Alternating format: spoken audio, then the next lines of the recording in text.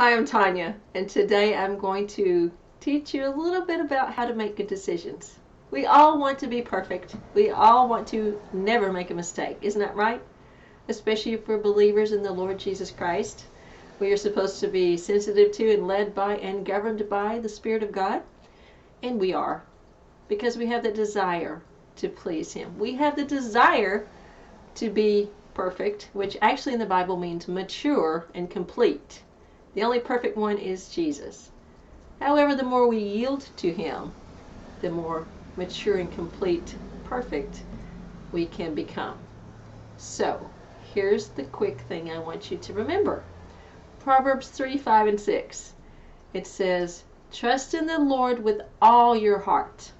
Lean not to your own understanding, but in all your ways acknowledge Him, and He will make your paths straight." One version that I like says, "Submit to Him in all your ways. In all your ways, submit to Him." So, in this world, it's easy to be distracted. It's easy to be deceived sometimes. But the more we get in the Word and understand the will of God for our life, the more experience we have walking with Him and trusting Him and seeing Him come through over and over and over, because He's so faithful. He cannot be unfaithful. He's the faithful Father who is good and all good, whose plans and intents for us are always good. Jeremiah 29:11 and many other places. He sent Jesus to die for us that most horrible death so we would have a wonderful heavenly life here on earth. So when you're trying to make decisions, and we actually make many decisions every day, know that, first of all, if you have received Jesus Christ as your Lord and Savior, then He is with you. He's inside of you. Christ is made into us wisdom. That's a verse somewhere in there. I'm not sure where at the moment, but it's in there. He is our wisdom. He is our peace. And He leads us in right paths for His name's sake. That's in Psalm 23. He leads us by peace.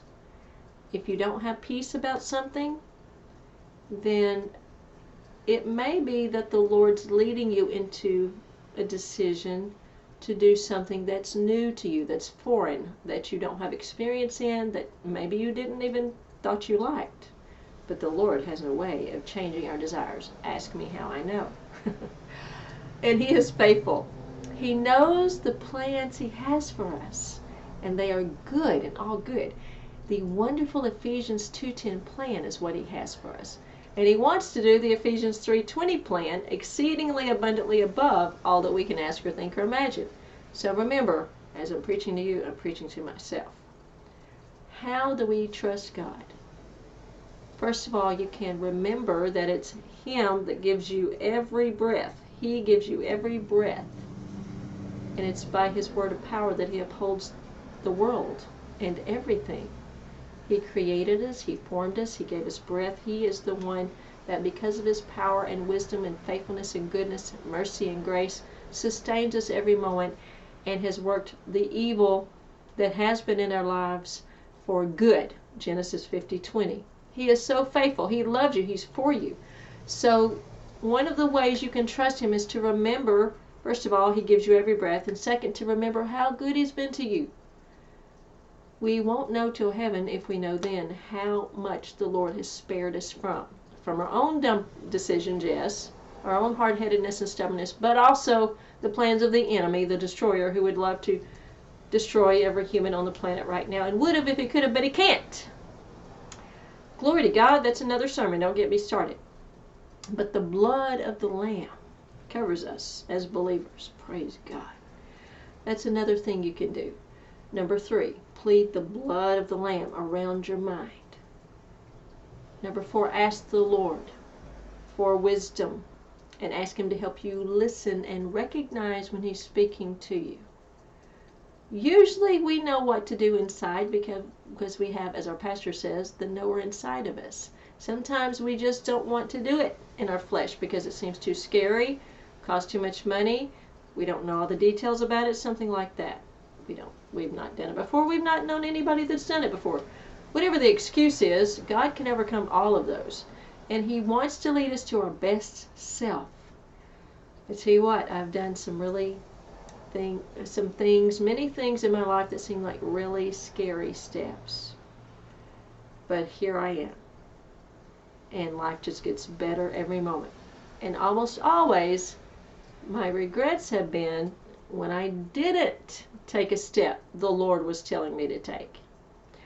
But as I've matured and learned more about Him and just how good He is, remembered His faithfulness to me through all my mess of wrong decisions and stubbornness and rebellion, and just not hearing Him clearly, and Him still coming through and protecting me, guiding me, working everything out for my good, and just putting His grace all over everything. As I remember those things, I'm able to trust Him more and know that if I don't understand something, and as our dear Pastor Apostle Tracy Harris says, I need to first believe it, and then the understanding will come. Faith is not mental. Faith is spiritual, from our hearts. Faith is birthed by this and governed by and strengthened by the Spirit of God, the Word of God. So, if the Lord is telling you to do something, then we don't want to be in presumption and be foolish. But if you know that you know that you know that the Lord is leading you to do something, then take the step. And as I believe our pastor or another pastor in our church said one time, if you follow the anointing, the Spirit of God, then you'll be 99% sure, right on target. But don't worry about the other. God will make up for the rest. He's faithful. He's merciful. If your heart is right toward Him, if you want to please Him and do the right thing, even if you feel afraid, well, first of all, rebuke the fear.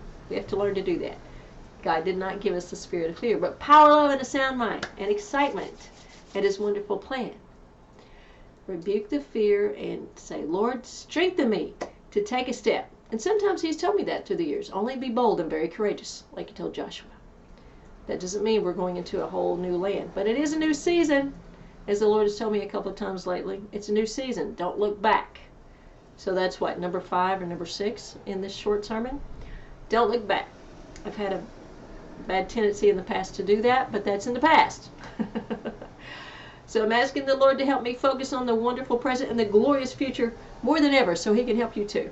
So there are a few quick points to help you, and most of all, be in prayer with the Lord.